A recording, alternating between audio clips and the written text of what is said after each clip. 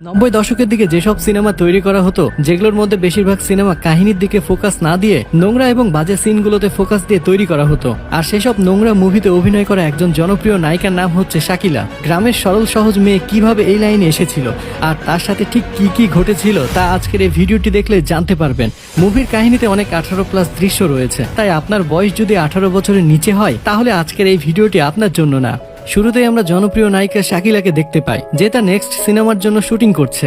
আর এটা শাকিলার B grade মুভির shooting চলছিল।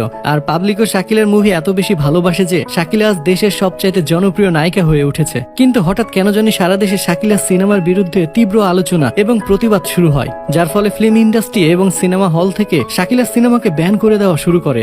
যা দেখে শাকিলা হতাশায় ডুবে যায় আর ভাবতে থাকে তার এইসব মুভিতে অভিনয় করার পেছনে লুকিয়ে থাকা আসল সত্যটা সে দেশবাসীকে জানাতে চায়। তাই সে দেশের একজন নামকরা স্ক্রিপ্ট রাইটারের কাছে আসে এবং তার জীবনী নিয়ে একটা স্ক্রিপ্ট লিখে দিতে বলে। এরপর মেডিকেল রুমে আমরা দেখি শাকিলাকে হিপনোটাইজ করা হচ্ছে তার অতীত সম্পর্কে জানার জন্য। আর এখানে ফ্ল্যাশব্যাকে 10 বছর অতীতে চলে যায়। সেখানে শাকিলা এবং তার বাবাকে মাছ ধরতে আমরা দেখতে পাই। শাকিলার বাবা এক ভয়ানক ব্যাধিতে আক্রান্ত ছিল, তাই বেশি পরিশ্রমের কাজগুলো সে করতে পারত না। শাকিলা ছাড়াও এই পরিবারে শাকিলার আরো 5 জন ছোট বোন আছে। এরপর শাকিলা বোরখা পরে দৌড়ে নৌকার কাছে আসে স্কুলে যাওয়ার জন্য। এরপর সে যখন নৌকাতে উঠতে যাবে ঠিক তখনই অর্জুন তাকে সাহায্য করার জন্য তার হাত বাড়িয়ে দেয়। আর অর্জুন মুগ্ধ হয়ে শাকিলার দিকে তাকায়। এরপর অর্জুন একটা কাগজের নৌকা বানিয়ে পানিতে ছেড়ে দিলে শাকিলা সেটা লাঠি দিয়ে দূরে সরিয়ে দিতে থাকে। এরপর শাকিলা স্কুলে এসে বোরখা খুলে স্কুল ড্রেস পরে বের হয়, যা দেখে অর্জুন তার দেখে মুগ্ধ হয়ে তাকিয়ে থাকে। ক্লাসরুমে শিক্ষক বলে, আর কিছুদিন পরে আমাদের স্কুলে মহাভারত নাটক হবে, তাই তোমরা কে কোন চরিত্রে অভিনয় করতে চাও নাম বলো। তখন শাকিলা ধুম করে তার হাত তুলে, যা দেখে সবাই অবাক হয়ে যায়। আসলে শাকিলা মুসলিম হওয়ার কারণে মহাভারতের কিছুই জানে না, বাট নাটক, অভিনয়, ডান্স এগুলো তার ছোটবেলা থেকে খুব পছন্দ ছিল, তাই সে নাম লেখায়। এরপর শাকিলা অর্জুনের কাছে এসে মহাভারতের কাহিনী জানতে চায়। আর এখান থেকে দুজনের মধ্যে খুব ভালো একটা বন্ধুত্ব তৈরি হয়ে যায়। এরপর নাটক শেষ হলে স্কুল কমিটির পক্ষ থেকে সেরা অভিনয়ের জন্য শাকিলার হাতে পুরস্কার তুলে দেওয়া হয়। এটা দেখে সবাই অনেক খুশি হয়, শাকিলার অভিনয়ের জন্য হাততালি দেয়। শাকিলাও তখন খুশি হয়ে দৌড়ে অর্জুনের কাছে আসে আর তাকে বুকে জড়িয়ে ধরে। এরপর শাকিলা পুরস্কার হাতে নিয়ে খুশিতে বাড়ির দিকে দৌড়ে আসতে থাকে। আসলে শাকিলা ট্রফির সাথে আরো 1000 টাকা পুরস্কার পেয়েছে। আর শাকিলা এই টাকা দিয়ে তার বাবার 1 মাসের ওষুধ কিনে নিতে পারবে, এই জন্য সে এত খুশি ছিল। কিন্তু শাকিলা তার বাড়ির সামনে আসতে অনেকগুলো লোক দেখতে পায়। শাকিলা যখন বাড়ির ভেতরে ঢুকতে যাবে তখন দেখে তার বাবা মারা গিয়েছে। বাবা মারা যাওয়ার পর পেটের দায়ে শাকিলার মা এবং শাকিলা তার ছোট ছোট বোনকে নিয়ে গ্রাম থেকে শহরে চলে আসে। যেহেতু শাকিলার মা একসময় ফিল্ম ইন্ডাস্ট্রিতে ছোটখাটো চরিত্রে কাজ করত, তাই সেখানে গেলে হয়তো কোনো কাজের ব্যবস্থা হবে। এই আশায় শাকিলার মা একদিন শাকিলাকে নিয়ে একজন ডিরেক্টরের কাছে আসে। ডিরেক্টর রাজন তখন শাকিলার ফিগার দেখে তাকে পছন্দ করে এবং তাকে ডেকে বলে, তুমি কি অ্যাক্টিং করতে চাও? পাশ থেকে শাকিলার মা বলে, হ্যাঁ স্যার, ও অ্যাক্টিং খুব ভালো করতে পারবে, আপনি একবার দেখলেই বুঝতে পারবেন। ডিরেক্টর রাজন বলে, ঠিক আছে, তাহলে একবার দেখে নেওয়া যাক। পরের সিনে দেখে একটা শর্ট ফিল্মের শুট করার জন্য শাকিলাকে সাজিয়ে গুছিয়ে একটা বিছানার উপরে রাখা হয়েছে। ভিলেন টাইপের একটা লোক শাকিলার কাছে আসে এবং এসব কিছু করতে থাকে। শাকিলা বুঝতে পারে না তার সঙ্গে এসব কি হচ্ছে, তাই সে কিছু সময় নীরবে থাকলেও এরপর সে আর সহ্য করতে না পেরে ধাক্কা মেরে লোকটিকে উপর থেকে সরিয়ে দেয়।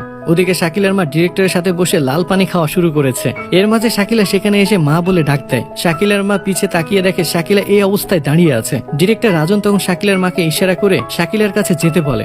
আর সে বিপদ বুঝতে পেরে পেছনের দরজা দিয়ে কেটে পড়ে। শাকিলা তখন তার মাকে বলে, মা আমার অবস্থা দেখো। তখন শাকিলার মা বলে, হ্যাঁ, এসব তো শুধুমাত্র নাটক, বাস্তব তো না। মায়ের এমন কথা শুনে শাকিলা নিশ্চুপ হয়ে যায়। শাকিলার মা বলে, আমরা সামান্য কিছু টাকা নিয়ে শহরে এসেছি, যা দিয়ে বড়জোর কয়েকদিন চলে যাবে, তারপর আমাদের কি হবে? তোর ছোট বোনগুলোর কথা একবার ভাব, তাদের নিয়ে কোথায় থাকবি? এই শহরে বাঁচতে হলে হয়তো আমাকে রাস্তায় শরীর বেচতে হবে, অথবা তোকে এসব কিছু করতে হবে।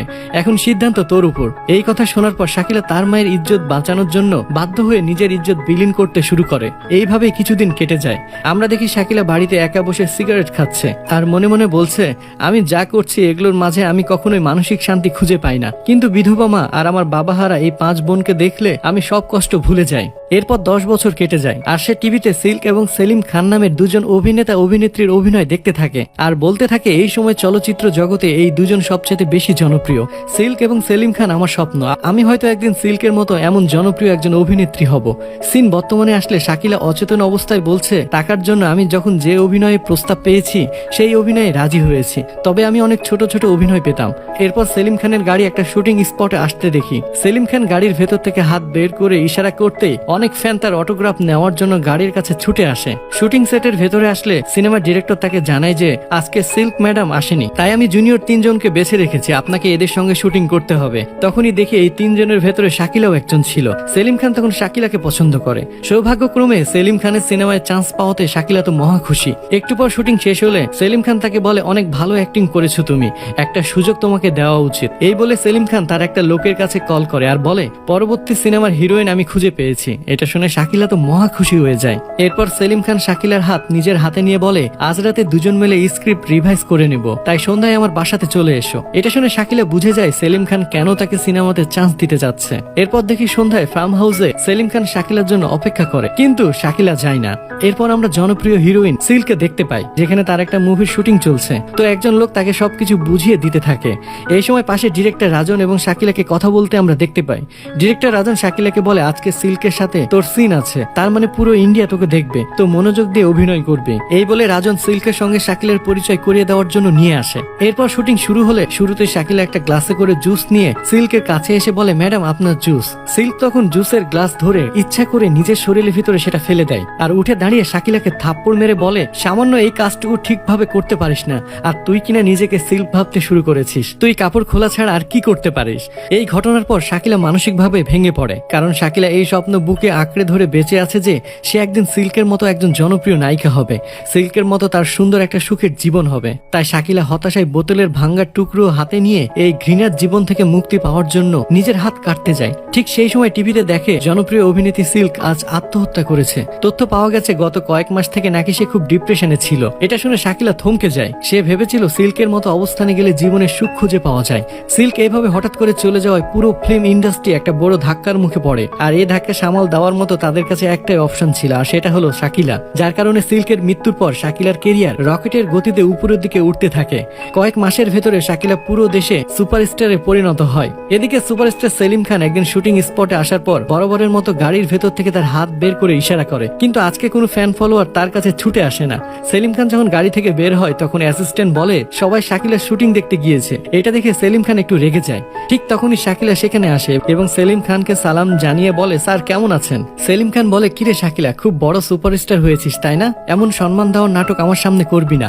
এটা শুনে শাকিলা বলে, স্যার আপনাকে আমার মন থেকে সম্মান করি, তারপরেও যদি কোনোভাবে আপনাকে কষ্ট দিয়ে থাকে তাহলে সেটার জন্য আমি ক্ষমা চাচ্ছি। এই বলে শাকিলা ড্রেস চেঞ্জ করতে ড্রেসিং ভ্যানের দিকে যায়। এর কিছুক্ষণ পর সেলিম খান শাকিলাকে বলে, টাকার জন্য যারা শরীর বিক্রি করে, হোক সেটা পতিতালয়ে অথবা কোনো সিনেমা হলে, তাদের সবাইকে পতিতাই বলে। আর বলে, তুই কি ভেবেছিলি তুই যেদিন আসিসনি এই জন্য আমি একাই ঘুমিয়েছি? কোনোদিনই না। সেই দিন রাতে 3 জন নায়িকা আমার কাছে এসেছিল। এরপর শাকিলা সেলিম খানের কাছে এসে বলে, কাক হোক বা কোকিল, প্রতিটা পাখি আকাশে উঠতে চায়, মন চাচ্ছে তাই এভাবে উড়ে বেড়াচ্ছি। জানি না কতদিন এভাবে উড়ে বেড়াবো, তবে যতদিন আছি অল্প কিছু মানুষের ভালোবাসা আর পেটের ভাতটুকু তো পাচ্ছি, আমি এতেই সন্তুষ্ট। এসব শোনার পর সেলিম খান সেখান থেকে রেগে মেগে চলে যায়। এরপরে সিনে স্কুলের দৃশ্য আমরা দেখতে পাই। সন্ধ্যার দিকে স্কুল ছুটি হলে ছাত্রছাত্রীরা সবাই তাদের বাড়ির দিকে যাচ্ছে।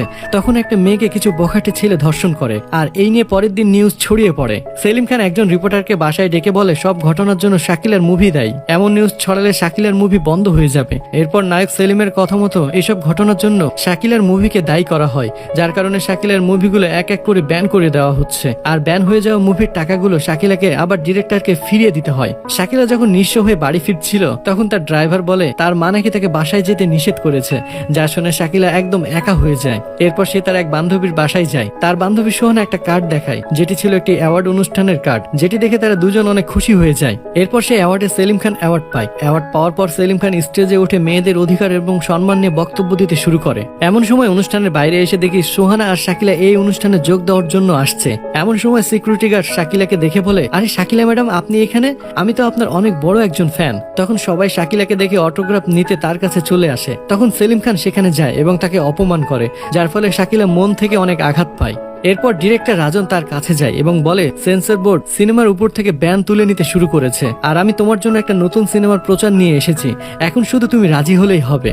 শাকিলা তখন একটু মন খারাপ করে বলে, আমি আসলে আর এই ধরনের মুভি করতে চাই না, আমি একটা সাদাসিধে মুভি করতে চাই। এটা শুনে রাজন বলে, কাস্টমার যেটা কিনে দোকানদারকে তো সেটাই বিক্রি করতে হবে, কিন্তু শাকিলা এতে রাজি হয় না। তখন ডিরেক্টর রাজন বলে, আমরা তোর বায়োপিক বানাবো, তুই কিভাবে এই সিনেমা জগতে আসলি এবং এই সিনেমা জগতে আসার আগে তোর জীবনে কি কি ঘটেছে তার সত্য কাহিনী নিয়ে আমরা একটা সিনেমা বানাবো। আর শাকিলা এতে রাজি হয়ে যায়। এরপর রাজন শাকিলাকে ফোন দিয়ে বলে তার স্ক্রিপ্ট রেডি হয়ে গিয়েছে। এরপর দেখা যায় শাকিলা তার টিম নিয়ে গ্রামে শুটিং এর জন্য আসছে। এরপর শাকিলা তাদেরকে নিয়ে তার স্কুলে যায়। তখন তার গাড়ির ড্রাইভার বাঁশি বাজাতে থাকে, যা শুনে শাকিলা বুঝে যায় এটা তার ছোটবেলার বন্ধু অর্জুন। শাকিলা এতদিন পর তাকে দেখে অনেক খুশি হয়। এরপর থেকে শাকিলা সিনেমার শুটিং শুরু হয়। অন্যদিকে সেলিম খান তার নতুন একটা সিনেমা শুটিং করছে। এরপর মুভি রিলিজ হওয়ার কিছুদিন আগে একজন সাংবাদিক সেলিম খানের কাছে এসে বলে, আপনার জন্য একটা খবর নিয়ে এসেছি। সাংবাদিক বলে, শুনছি যে আপনার নতুন সিনেমার আগে শাকিলার সিনেমা মুক্তি পাবে, তাই প্রডিউসাররা ভয় পাচ্ছে। শাকিলা সিনেমার কারণে হয়তো আপনার সিনেমা ঠিক মতো নাও চলতে পারে। এটা শুনে সেলিম খান একটু টেনশনে পড়ে যায়, আর সে প্রডিউসারকে শাকিলার মুভিতে ইনভেস্ট করতে মানা করে দেয়। এরপর প্রডিউসার শাকিলার মুভিতে ইনভেস্ট করে না, যার ফলে শাকিলা সিদ্ধান্ত নেয় সে নিজের টাকা দিয়ে এই সিনেমাটা করবে। পরের সিনে শাকিলা টাকা নেওয়ার জন্য তার মায়ের বাড়িতে আসে, কিন্তু তার মা তাকে বলে তার কাছে কোনো টাকা নেই, যার ফলে শাকিলা মন খারাপ করে সেখান থেকে চলে যায়। এরপর অর্জুন এসে তাকে বলে, তুমি মহাভারতে অ্যাক্টিং করার সময় আমি তোমাকে আমার মায়ের শাড়ি দিয়েছিলাম, সেদিন তুমি সেরা অভিনয়ের ট্রফি জিতেছিলে। আজ আমি আবারও সেটা তোমাকে দিতে এসেছি, যাতে তুমি সেরা অভিনয়ের ট্রফিটা জিততে পারো। শাকিলা তখন বক্স খুলতে দেখে 10 লক্ষ টাকার চেক। তখন শাকিলা এই টাকাগুলো নিতে চায় না, কিন্তু অর্জুন বলে, আমি জানি তোমার এই সিনেমাটা সুপারহিট হবে, তোমার প্রতি আমার একটা বিশ্বাস আছে। এরপর তারা দুজন দুজনকে জড়িয়ে ধরে। এরপর সিনেমা রিলিজ হয়, কিন্তু শাকিলার মুভি হলে চলে না। এর কয়েকদিন পর হঠাৎ করে শাকিলার মুভি হলে চলতে শুরু করে। খুশিতে শাকিলা অর্জুনের কাছে আসে, কিন্তু অর্জুন তাকে একটা থাপ্পড় মারে এবং তাকে বলে, তুমি বরাবরের মতো তোমার এই সিনেমাতেও খারাপ চরিত্রে অভিনয় করেছো। এটি শুনে শাকিলা তো অবাক হয়ে যায় এবং সিনেমা হলে গিয়ে দেখে তার সিনেমাতে খারাপ দৃশ্য অ্যাড করা হয়েছে। এরপর ডিরেক্টর রাজন বলে, দর্শক তোমার ভালো ছবি দেখতে চায় না, যার ফলে আমি এটি করতে বাধ্য হয়েছি। আর তারপর থেকে সিনেমাটি হলে চলতে শুরু করেছে। এরপর দেখা যায় সাংবাদিকরা শাকিলাকে ঘিরে ধরেছে এবং তাকে জিজ্ঞেস করে সে এই নোংরামি কবে ছাড়বে। এখন শাকিলা বলে, আমি তো ভালো সিনেমাই করেছিলাম, কিন্তু আপনারা তো ভালো সিনেমা দেখেননি। যখন আমার সিনেমাতে খারাপ দৃশ্য অ্যাড করা হলো, তখন আপনারা আবার সিনেমা দেখলেন, আর সিনেমা দেখে এসে আমার উপরে আঙ্গুল তুলেন যে আমি কেন নোংরা চরিত্রে অভিনয় করি। যেদিন আপনারা ভালো সিনেমা দেখতে শুরু করবেন, সেদিন আমাকে ভালো চরিত্রে দেখতে পাবেন। আমি একজন অভিনেত্রী, আমার কাজ অভিনয় করা। আমি খারাপ চরিত্রে অভিনয় করছি এর মানে এই না যে আমি খারাপ চরিত্রের একজন মানুষ। তাই আগে আপনারা আপনাদের নিজেদের চিন্তা ভাবনা বদলান। এই বলে শাকিলা এখান থেকে চলে যায়, আর এখানে এই মুভিটি শেষ হয়ে যায়।